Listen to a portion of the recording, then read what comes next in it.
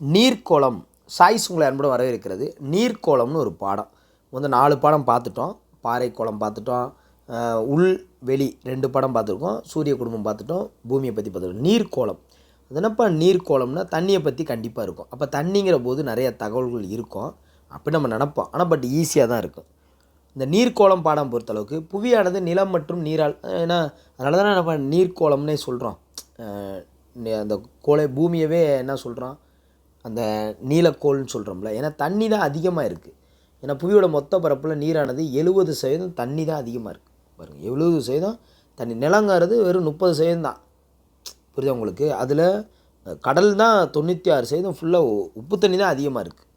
நன்னீர் அப்படிங்கிறது கடல் நீரை ஒப்பிடும்போது நீரில் உப்பின் அளவு 1% குறைவாக இருந்தால் தான் அது நன்னீர். கடல் நீரை ஒப்பிடுறீங்க, அது வந்து உப்பு அளவு 1% குறைவாக இருந்தால்தான், அதாவது 0.35 டு இவ்வளவு இருந்தால் தான் அந்த நீரை ஓரளவுக்கு மார்ஜினல் வாட்டர் அப்படின்னு சொல்கிறோம். நன்னீர் பரவலை பொறுத்தளவுக்கு ஒரு 68% பனியாறுகளால் தான் நன்னீரே இருக்குது. இன்றைக்கி நிலத்தடியால் வெறும் 30% தான். நம்ம நிலத்தை போர் போடுறோம், வெறும் 30% தான் நன்னீர். அந்த பனி மட்டும் இல்லைன்னு வச்சுக்காங்கவே, இன்றைக்கி நல்ல தண்ணியே கிடையாது. இன்றைக்கி கங்கை ஓடுது, இன்றைக்கி கங்கை அங்கேருந்து வருது, பிரம்மபுத்திரா, அதெல்லாம் பனியாறுகள் தானே. இமயமலையிலேருந்து உருகி பனியாறு தானே அதெல்லாம். பாருங்கள். சரி, ஓகே. அடுத்தது ஆறுகள். கங்கை ஆறு இப்போ அதை தான் சொல்கிறாங்க. கங்கோத்திரி வந்து இப்படி தான் வருது, தலைக்காவிரி இப்படி தான் வருது, நைல் நதி இப்படி தான் வருது அப்படின்னு சொல்கிறாங்க. ஓகே, ஆப்பிரிக்காவில் உள்ள நைல் நதி தான் உலகிலேயே மிக நீளமான நைல் நதி, எங்களுக்கு தெரியும். 2வது நதி அது அமேசான். தென் அமெரிக்காவில் இருக்கிற அமேசான் தான் 2வது நீளமான நதி. அப்படியே இங்கே 3வது போட்டிருப்பாங்க. அடுத்து 3வது நீளமான யார்? சீனாவில் இருக்கிற யாங் டிஷி. அப்போ ஃபஸ்ட்டு, செகண்டு, தேர்டு போட்டிங்க. சர்வதேச அரசியல் எல்லைகளை கடந்து 263 ஆறுகள் அந்த அளவுக்கு போய்கிட்டு இருக்கு. சர்வதேச எல்லைகளை கடந்து போய்கிட்டு இருக்கு, சண்டை விடாமல் பண்ணிக்காங்கன்னு. டிஎம்சி அப்படிங்கிறது 1000 மில்லியன் கியூபிக் ஃபீட். இதை விளக்கம் கேட்டால் போட்டுக்காங்க அழகாக. அதை தான் டிஎம்சி அப்படின்னு சொல்கிறாங்க. நம்ம தண்ணி அளக்கிறதுக்கு பயன்படுறது. சுமத்ரா தீவில் இருக்கிற டோபா ஏரி தான் உலகின் மிகப்பெரிய மறு எழுச்சி பெற்ற எரிமலை வாயாகும். சுமத்ரா தீவில் இருக்கிற டோபா. ராஜஸ்தானில் சாம்பார் ஏரி இருக்குது.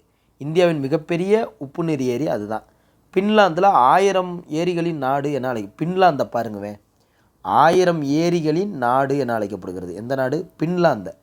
பின்னாடி இருக்கிற நாடுன்னு சொல்கிறோம், ஆனால் 1000 ஏரிகளின் நாடுன்னு சொல்கிறோம். இந்த பாக்ஸ் இந்த மாதிரி பார்த்துக்கணும். ஏரி எப்படி உருவாச்சு, எங்கெங்கே ஏரின்னு பாருங்கள். பொதுவாக விண்கற்கள் விழுந்து தான் ஏரி உருவாச்சு. காஸ்பியன் கடல், பைக்கால் ஏரி, உலார் ஏரி, இதெல்லாம் புவி அசைவினால் ஏற்பட்டது. சில ஏரிகள் விண்கற்கள் விழுந்தும் புவி அசைவினால் ஏற்பட்டதும் இருக்குது. இப்போ பைக்கால் ஏரி உலகின் மிக ஆழமான நன்னீர் ஏரி பைக்கால். காஸ்பியன் கடல் உலகின் மிக பெரிய உப்பு ஏரி. இப்போ நல்ல தண்ணினா பைக்கால், உப்பு தண்ணினா காஸ்பியன். சிலிக்கா ஏரி இந்தியாவில் காணப்படும் உப்பு தண்ணியில் மிகப்பெரிய ஏரி. லோனார் ஏரி, இதெல்லாம் விண்கற்கள் விழுந்து தான் உருவாச்சு. இந்த கொஸ்டின் கேட்டிருந்தாங்க. மகாராஷ்டிராவில் உள்ள லோனார், இது ஏற்கனவே ஒரு இடம் வந்துச்சு, இங்கேயும் வந்திருக்கு. இந்த பிளைஸ்டோசின்லாம் வந்து பார்த்திங்கன்னா விண்கற்கள் விழுந்து தான் இந்த ஏரி உருவாச்சு. பழைய டெட்டு கொஸ்டினில் எடுத்து பாருங்கள், இந்த கொஸ்டின் அப்படியே இருக்கும். ரைட்டாப்பா, கரெக்டாக தான் மார்க் பண்ணி கொடுத்துருக்கேன், நல்லா தைரியமாக படிக்கலாம். உலகின் மிகப்பெரிய பனிப்படிவு அடுக்குகளான ராஷ் மற்றும் பில்னர், ரான் பனிப்படிவு அடுக்குகள் அண்டார்டிகாவில் காணப்படுகிறது. இந்த பனினாலே அண்டார்டிகாவுக்கு போயிருங்க பேசாமல், எதுவுமே யோசிக்க வேணாம். பெருங்கடல்கள் கிரேக்க சொல்பா, ஓசியனஸ் அப்படிங்கிற ஓசோன் அப்படின்னு சொல்கிறோம்ல, அது வந்து கிரேக்க சொல்லேருந்து உருவானது. இந்த பூமி, இந்த கடல் எல்லாமே கிரேக்க சொல் தான்ப்பா. ரைட். வளைகுடானா என்ன, நீர்ச்சந்தினா என்ன, விரிகுடானா? விரிகுடானா என்ன? 3 பக்கம் நிலம், ஒரு பக்கம் கடல், அதை விரிகுடான்னு சொல்கிறோம். வளைகுடானா என்ன? குறுகிய திறப்பை கொண்டு அனைத்து பக்கங்களும் நிலம் இருந்தால் அது வளைகுடா, கல்ஃப் கண்ட்ரின்னு சொல்கிறோம். அனைத்து பக்கம் நிலம் இருந்தால் அது வளைகுடா. உலகின் மிகப்பெரிய வளைகுடா மெக்சிகோ வளைகுடான்னு சொல்கிறாங்க. நீர்ச்சந்தினா தெரியும், 2 பெருங்கடல்களை இணைக்கின்ற குறுகிய நீர்வழி தான் நீர்ச்சந்தி. பாக் நீர்ச்சந்தி, மன்னார் வளைகுடா, வங்காள விரிகுடா, இதெல்லாம் கரெக்டாக ஜாயின் பண்ணும். நிலச்சந்தி அப்படிங்கிறது சூயஸ் நிலச்சந்தி, ஆப்பிரிக்கா கண்டத்தையும் ஆசிய கண்டத்தையும், அந்த சூயஸ் கால்வாய் இருக்குது பார்த்தீங்களா, அதுதான் அந்த நிலச்சந்தி தான் இங்கிட்ட ஆசியாவையும் இங்கிட்ட ஆப்பிரிக்காவையும் அந்த கண்டத்தையும் இணைக்கிறது. பார்த்தீங்களா? நீர்ச்சந்தினா எது? நீர்ச்சந்தி எது என்ன பண்ணுதுன்னு பார்த்தீங்களா? 2 பெருங்கடல்களை இணைக்கும். நிலச்சந்தி 2 கண்டங்களை இணைக்குது. அடுத்தது எகிப்தில் உள்ள சூயஸ் கால்வாய் செயற்கையான அளவு உருவாக்குனாங்க. ஏன்னா இல்லைன்னா அப்படி அந்த வழியே இல்லைன்னா ரொம்ப கஷ்டம். 1869 அன்று திறக்கப்பட்டது. பார்த்துக்காங்க. நம்ம ஒன்று பார்த்தோம், 1969 தான் அப்போலோ 2 ஏவுனாங்க. 1969. நம்ம இது 1869. அவ்வளோதான். பின்னாடி போய்ங்க, 100 வருஷம் பின்னாடி போய்க்காங்க. சூயஸ் கால்வாய் உருவானது. இதெல்லாம் இல்லைன்னா சுற்றி போயிருக்கணும். இந்த சூயஸ் கால்வாயை பற்றி வீடியோ பாருங்கள் யூடியூப்பில். அது இப்போ வேணால் ஃப்ரீயாக இருக்கும்போது பாருங்கள். அது இல்லைன்னு வச்சுக்கோங்க, எவ்வளவு தூரத்துக்கு வியாபாரமாக அது இதுன்னு பல விஷயம் இருக்குது. சரி பரவாயில்ல, அதை வச்சு ஒரு அரசியலே இருக்குது, நமக்கு தேவையில்லை. பியர்டு கடற்கரை யூ வடிவ பள்ளத்தாக்கில் செங்குத்து சரிவாக இருக்குது. இதான் பியர்டு, நார்வே அப்படின்னு சொல்கிறாங்க. பியர்டு கடற்கரை பனியாற்றால் உருவான யூ வடிவம். இது நார்வே, அதாவது பியர் நார்வே அப்படின்னு போட்டிருக்கு. பார்த்துக்காங்க. அடுத்தது இந்த இரு ஜாயின் பண்ணி அடுத்த ரியா கடற்கரை, அது வி வடிவத்தில் இருக்குது. அப்போ இந்த பி அப்படிங்கிறது அப்படியே யூ ஆயிடுச்சு, இந்த ரீ அப்படிங்கிறது அப்படியே வி ஆயிடுச்சு. அவ்வளோதான். ரீனா வி ஆயிடுச்சு, பிங்கிறது யூ ஆயிடுச்சு. அவ்வளோதான். எப்படி? அடுத்து பார்த்திங்கன்னா பெருங்கடல்களுக்கும் வாழ்க்கை சுழற்சி உண்டு. அடையப்பா, அவங்களுக்கு ஒரு வாழ்க்கை. இதை யார் சொன்னால்? வில்சன் சுழற்சின்னு சொல்கிறாங்க. அந்த சுழற்சியை வில்சன் சுழற்சிங்கிறோம். இது ரொம்ப முக்கியங்க. இந்த உலகின் பெருங்கடல்களுடைய பர்சன்டேஜ் ரொம்ப முக்கியம். ஃபஸ்ட்டு பார்க்குறது பாருங்கள், அதிகமாக இருக்கிறதான் பார்க்கணும். பசிபிக் 46%. பசிபிக் பெருங்கடல் 46. அப்போ பாதிக்கு பாதி பசிபிக் தான், 46. அதுக்கப்புறம் அதில் பாதி தான் அட்லாண்டிக்கு. அப்புறம் இந்திய பெருங்கடல். இந்த ரெண்டை மட்டும் ஜாயின் பண்ணுங்கவே, எவ்வளோ இருக்குது பாருங்கள். 20, 46. ஆர்டிக்லாம் வெறும் ஒரு ஆர்டிக்னா வெறும் 4 தான். தென் பெருங்கடல் வெறும் 6 தான். பாருங்கள், இதெல்லாம் வெறும் 6, இது 4 தான். பட் இது 46%. இந்த 4 6 சேர்ந்தால் 46 மாதிரி இருக்குது. இது 20, 24. இப்போ ஓரளவுக்கு செட் ஆயிடுச்சா? சரி, இந்திய பெருங்கடலில் டிக்கெட் எவ்வளவு? 20 ரூபா. அட்லாண்டிக் போனால் 24 ரூபா. பசிபிக்கு 46, ஆர்டிக்னா 4, தென் பெருங்கடல் 6. இப்போ இது புரிஞ்சிச்சா? இது உங்களுக்கு ரொம்ப முக்கியம். அப்போ பெரிய பெருங்கடல் இது பசிபிக் தான். அப்போ அதை வச்சு நீங்கள் இது பண்ணிடலாம். மெகல்லன் 1521ஆம் ஆண்டு இந்த கடலுக்கு அமைதியான பெருங்கடல்னு பேர் வச்சுருக்காரு. மெகல்லன்னா மெதுவாக பேசுகிறவர். அப்போ என்ன பேர் வைப்பார்? அமைதியாக தானே பேர் வைப்பார். ரைட்டுங்க. அட்லாண்டிக் பெருங்கடல் இது 2வது பெருங்கடல். ஏன்னா அடுத்து அதானே வரணும். அது ஃபஸ்ட்டுன்னா அட்லாண்டிக் 24%. இது கிரேக்க புராணங்களில் வரும் அட்லஸ் என்பவரின் பெயரால் வச்சுருக்காங்க. இதை பாஞ்சியா கண்டம்னு சொல்கிறோம். பார்த்தீங்களா? அட்லாண்டிக் பாஞ்சியா தான் முத பெரிய கண்டமாக. போன படம் பார்த்தீங்களா? எந்த படம்? ஃபஸ்ட்டு 3ஆம் படம் பார்த்தீங்கன்னா தெரியும். பாஞ்சியா, கொண்டுவானா, அதெல்லாம் சொன்னேன் பார்த்தீங்களா? அந்த பாஞ்சியாவில் உருவானது அந்த அட்லாண்டிக். இந்திய பெருங்கடல் இது 3வது பெருங்கடல்னு தெரிஞ்சால் போதும். அண்டார்டிக் பெருங்கடல் தென் பெருங்கடல்னு சொல்கிறோம். இதுதான் உலகின் பெருங்கடல் சமீபத்தில் தோன்றியது. இந்த தென் பெருங்கடல்னு சொல்கிறோம்ல, அதுதான் அண்டார்டிக் பெருங்கடல். அதுக்கு இன்னொரு பேர். அடுத்து ஆர்டிக் பெருங்கடல் என்ன சொல்லுவாங்க? ரொம்ப சிம்பிளாக சொல்லியிருப்பாங்க. ரொம்ப ஆழமற்றது, சும்மா சின்ன கடலுங்க, பனி உறைஞ்சு கிடக்குங்க. இதில் தான் உப்பு ரொம்ப கம்மிங்க ஆர்டிக்கில். அவ்வளோதாங்க, ஒரு 4%ங்க. அவ்வளோதாங்க. லிட்கி ஐரோப்பிய ஆழ்கடல் கொப்பரையில் காணப்படுகிறது. இதெல்லாம் கூட தேவையில்லை, பேசிக்காக எல்லா கடலும் தெரிஞ்சுக்கிட்டோம். ஒரு கடல் மைல் என்பது புவியின் சுற்றளவை வைத்து கணக்கிடப்படும். ஒரு கடல் மைலுங்கிறது பூமியோட சுற்றளவை வச்சு கண்டுபிடிக்கிறாங்க. இது அட்சரேகையின் 1 நிமிடத்திற்கு சமமானது. தீர்க்க ரேகை சொல்லலை, அட்சரேகையின் 1 நிமிடத்திற்கு சமமானது. அப்போ ஒரு கடல் மைல் என்பது 1852 மீட்டருக்கு சமம். இது தெரிஞ்சுக்காங்க, நல்லது. 1852 மீட்டருக்கு சமம். ஒரு கடல் மைலுங்கிறது 1858 மீட்டருக்கு சமமானது. மிச்சதெல்லாம் கதையாக இருக்கும். அது நீங்கள் படித்தாலும் உங்களுக்கு அந்த கொஸ்டின் கண்டென்ட்டுக்குள்ளே வராது. இது ஒன்று. இந்த ஒரு சில இதெல்லாம் இருக்கும். உலகின் அகலமான கண்டத்திட்டு பகுதி ரஷ்யாவின் சைபீரியா கடற்கரை ஒட்டி இருக்குது. இந்தியாவின் கிழக்கடற்கரையும் காணப்படுகிறது. கண்டத்திட்டுகள், இந்த கங்கை, கோதாவரி இதெல்லாம் இருக்குது. கண்டத்திட்டுங்க, இதெல்லாம் எல்லா பக்கமே காணப்படும். அதனால தான் மார்க் பண்ணி கொடுக்கல. இப்போ நீங்கள் கேட்பீங்க, இதெல்லாம் நீங்கள் மார்க் பண்ணல சார். இதை மார்க் பண்ணலைன்னா கண்டத்திட்டுங்கிறது என்ன? இதுதான் கண்டத்திட்டு. எல்லா பக்கமே கண்டத்திட்டு இருக்கும்ல. கண்டத்திட்டு, கண்டச்சரிவு எல்லா இடத்துலையுமே இருக்கும்ல. புரியுதா உங்களுக்கு?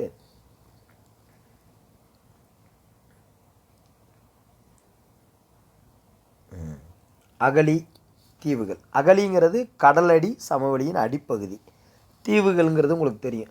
பவளப்பாறைகள் அயனமண்டல வெப்பநீரில் தோன்றி உருவாக்கும் தீவுகள் பவளத்தீவுகள். அதை முருகை தீவுகள்னு சொல்லுவது. கொஸ்டின் கேட்டிருப்பாங்க. பவளத்தீவுகளுக்கு இன்னொரு பேர் என்னன்னு கேட்பாங்க. முருகை தீவுகள். முருகை தீவுகள். பவளத்தீவுக்கு இன்னொரு பேர் முருகை தீவுகள். ரைட். இது ஒரு பாக்ஸ் இருக்குங்க. இந்த பாக்ஸை கொஞ்சம் ஞாபகம் வச்சுட்டா நல்லது. சேலஞ்சு பண்ணுறது யார்? வடநாட்டில் அப்படின்னு ஞாபகம் வச்சுக்கோங்க. சும்மா சிம்பிளாக வச்சுக்கோங்க. ஆல் ஏரியா எங்கள் ஏரியாடான்னு சொல்கிறது யார்? நம்ம தென்னாட்டில். சிம்பிளாக வச்சுக்கோங்க. சேலஞ்சு பண்ணால் வடநாட்டில் சேலஞ்சு பண்ணுறாங்க. எங்களை மாதிரி மொபைல் ஸ்பேர் பார்ட்ஸ் தயாரிக்க முடியுமா? நம்ம என்ன பண்ணுறோம்? பைக் ரேஸ் போயிட்டு ஆல் ஏரியா எங்கள் கிங்குடா அப்படின்னு தென் அப்படின்னு சொல்கிறோம். அடுத்து குறில்னால் ஒரு ஒரு ஒரு இடத்துல குடி இருந்துக்கிடுவாங்க. ஆமாம், குறி வச்சு டார்கெட் பண்ணி இது பண்ணுவாங்க அப்படின்னு வச்சுக்கோங்கமே. ஒரு பிஸ்னஸ் பண்ணுவாங்கன்னு வச்சுக்கோங்க. அப்போ குறி அப்படின்னா அது வடநாடுன்னு வச்சுக்கோங்க. இதெல்லாம் பசிபிக். புரிஞ்சிருச்சா உங்களுக்கு? அடுத்து தென் அட்லாண்டிக். இங்கே தான் விஷயம் இருக்குது. தென் அட்லாண்டிக். அட்லாண்டிக்னு வந்துருச்சு. அப்போ டிங்கிறது ஞாபகம் வச்சுக்கோங்க. டிசார். அட்லாண்டி டிசார் அப்படின்னு வச்சுக்கோங்க. அடுத்து கிழக்கு இந்திய பெருங்கடல். கிழக்கு பக்கம் சூரியன் அப்படியே சுட்டரிச்சிட்டு வரும். சுண்டா அகலினா சூரியன் சுட்டரிச்சிட்டு வரும். பயங்கரமாக நம்ம தூங்கிட்டு இருப்போம், மூஞ்சில் அப்படி சுட்டரிக்கும். இப்போ கிழக்கு இந்திய பெருங்கடல் சுண்டல்னு ஞாபகம் வச்சுக்கோங்க. இந்த இடத்துல இல்லுன்னு போட்டுக்காங்க. அவ்வளோதான். காலங்காத்தால் எந்திரிச்சு இந்திய பெருங்கடலில் உட்காந்து சுண்டலில் விற்றுக்கிட்டு உட்காந்துருக்க வேண்டியதே. அடுத்தது ஆழ்கடல் மட்ட குன்றுகள். எரிமலை குன்றுகளை தான் அப்படி சொல்கிறாங்க. ஆழ்கடலில் மட்ட குன்றுகளை எரிமலை குன்றுகளை தான் அப்படி சொல்கிறாங்க. ரைட்.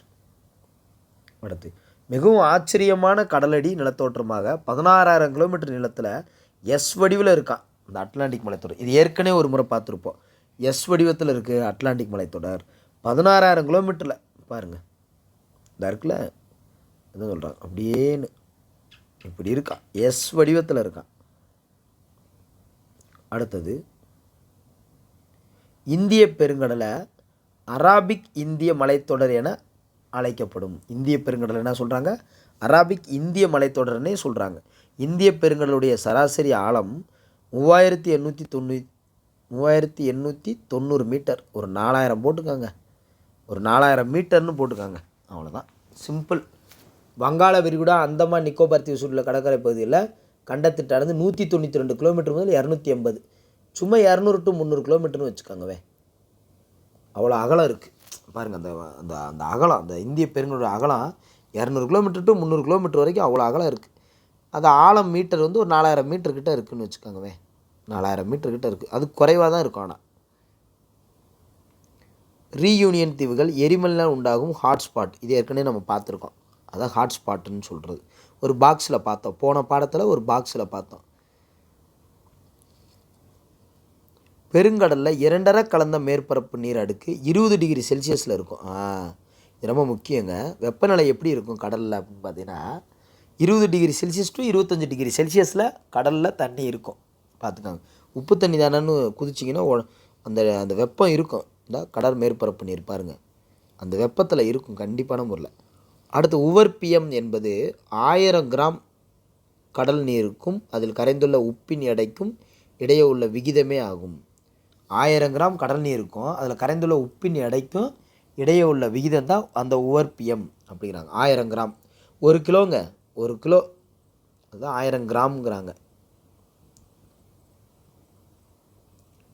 உப்பு சேகரித்தல் இருக்குல்ல, அதை இது பண்ணுவாங்கள்ல, அந்த பழங்கால கருவி, அதுக்கு பேர் உப்பு வாரின்னு அர்த்தம். ஒரே அளவு உவர்ப்பியம் கொண்ட பகுதியில் இணைக்கும் கற்பனை கோட்டிற்கு சம உவர்ப்பிய கோடுங்கிறாங்க. உவர்ப்பியம் கொண்ட பகுதியில் இன்றைக்கி அந்த கற்பனை கோடுக்கு அப்படி சொல்கிறாங்க. சாக்கடலில் ஏன் மிதக்கிறாங்க அப்படின்னா அந்த அளவுக்கு அந்த உப்போட அந்த ஒப்பிடும்போது மற்ற கடலோட ஒப்பிடும்போது 8 மடங்கு அதிகமாக இருக்குது. அதனால் அங்கே மிதக்கிறாங்க. சாக்கடல் இப்படி தான் இருக்கும்.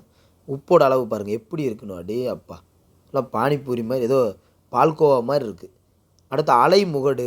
அலைமுகடுனா மேல் பகுதிங்க, அலை அகடுனா கீழ்ப்பகுதிங்க. சிம்பிள். முகடுனா மேல் பகுதி, அகடுனா கீழ்ப்பகுதி. சின்ன எனக்கு என்னமோ பாருங்கள் எவ்வளோ மைனூட்டாக உங்களுக்கு அண்டர்லைன் பண்ணி கொடுத்துருக்கேன் பாருங்கள். அலைக்களம். வீசும் காற்றிற்கும் அது கடக்கும் நீரின் மேற்பரப்பும் இடைப்பட்ட தூரம். களம் எப்படின்னா வீசும் காற்றுக்கும் அது கடக்கும் நீரின் மேற்பரப்புக்கு இடைப்பட்ட அந்த தூரம்ங்கிறாங்க. அந்த தூரம் அப்படிங்கிறாங்க. ரைட். அடுத்தது அப்படி என்னப்பா அந்த தூரம்? அடுத்த அலை அதிர்வெண் 100 அலைகள் 1 செகண்ட் 1 சென்டிமீட்டர். ஓகே, இது பிரச்சனை இல்லை, தேவையில்லை. உயர் ஓதத்திற்கும் தாழ் ஓதத்திற்கும் இடையே உள்ள வேறுபாடு 14 மீட்டருங்க. ஒரு உயர் ஓதமும் தாழ் ஓதம் இருக்குன்னா அதுக்கு இடைப்பட்டது என்னது? இந்த நீ 7 வச்சுக்க, நான் 7 வச்சுக்கிறேன். இந்த வீட்டில் சண்டை வந்துச்சுன்னா பக்கத்து இடம் இது பக்கத்து இடம். நடுவில் என்ன பண்ணுவாங்க? நீ 1.5 அடி விடு, நான் 1.5 அடி வைக்கிறேன்னு 3 அடி விடுவாங்க. அது மாதிரி இது 7 அடி, இது 7 அடி, 14 மீட்டர்னு வச்சுக்கோங்க. 14 மீட்டர் அந்த இடையே உயர் ஓதம் தாழ்வதத்துக்கு 14 மீட்டர்னு வச்சுக்கோங்க. முடிஞ்சிருச்சு, அவ்வளோதான், ஒன்றும் பெருசாலாம் இருக்காது. அடுத்தது சர்கேசோ கடல். அது என்னது? சர்கேசோ கடல். இல்லை, ஜஸ்ட்டு பார்த்துக்காங்கங்கிறக்கா ட்ரை பண்ணியிருப்பேன். இந்த பாக்ஸுக்கு தான் வந்தேன். கிராண்ட் திட்டு உலகின் மீன்பிடி தலங்கள் இது நீரோட்டங்களின் சங்கமம். இப்போ நம்ம இது மேக்ஸிமம் பார்க்க வேண்டியதில்லை, இதை மட்டும்தான் பார்க்கணும்.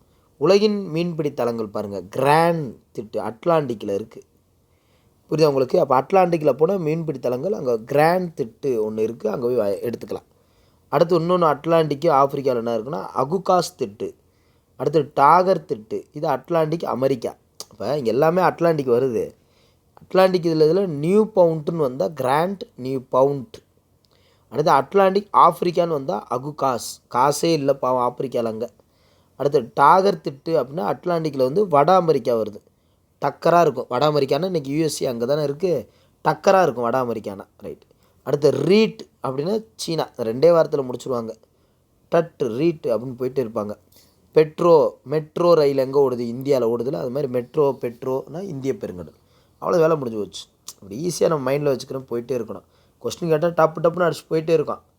எல் நினோ அப்படிங்கிறது 5 டிகிரி வடக்கு முதல் 5 டிகிரி தெற்கு அச்ச பகுதியில் மற்றும் 120 டிகிரி மேற்கு டு 170 டிகிரி மேற்கு தீர்க்க பகுதியில் வரை இப்படி அமைஞ்சிருக்கிறது தான். 2 அல்லது 7 வருஷத்துக்கு ஒரு முறை வருங்க எல் நினோ. அந்த 5 டிகிரி டு 5 டிகிரி அதான் எல் நினோ அப்படின்னு சொல்கிறாங்க. லானினான்னு ஒன்று இருக்குது. எல் நினோன்னு படிச்சிருப்பீங்க. லானினா என்பது எல் நினோவிற்கு எதிர்மறையான நிகழ்வு. வியாபார காற்று வலிமையடையும் போது கிழக்கு பசிபிக் பெருங்கடல் குளிர்ந்த நீரோட்டம் மேல் எழும்புகிறது. இதை தான் லானினாங்கிறாங்க. லானினாங்கிறது எல் நினோக்கு எதிர் திசையானது, ரொம்ப நல்லதுங்கிறாங்க. அதனால தான் கிறிஸ்மஸ் சமயத்தில் முதல்ல எல் நினோ காலநிலை பற்றி அறிந்ததால் பெருநாட்டின் மீனவர்கள் ஆண் குழந்தை அல்லது ஆண் குழந்தைனா குழந்தை இயேசு என்றும் எல் நினோவிற்கும் பெண் குழந்தை என்று லானினாவிற்கும் பெயர் வைத்தனர். பாருங்கள், ஆண் குழந்தை இருக்காங்களா அவங்களுக்கு குழந்தை இயேசு என்று எல் நினோவிற்கும். எல் நினோனா நம்மளை அது வந்து தப்பாக ஏறக்கூடாதுல, அதனால் குழந்தை இயேசுன்னு வச்சுட்டாங்க. பெண் குழந்தை பிறந்தால் அது லானினான்னு வச்சுட்டாங்க. எப்படி பார்த்தீங்களா? அவ்வளோதான், முடிஞ்சு போச்சு. So thank you to all. தேங்க்யூங்க, தேங்க்யூ.